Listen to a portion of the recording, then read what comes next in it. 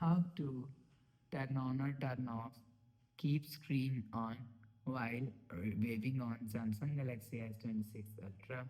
Let's start the video. First of all, go to App Library.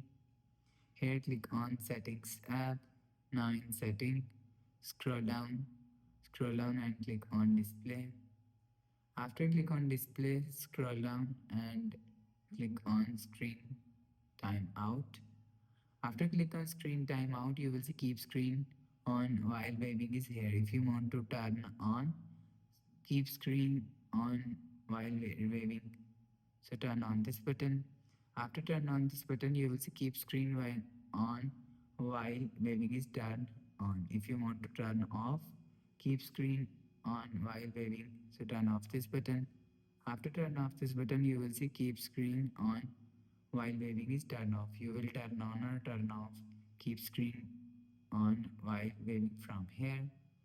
After the process, go back to home screen. So that's how you can turn on or turn off keep screen on while waving on Samsung Galaxy S26 Ultra.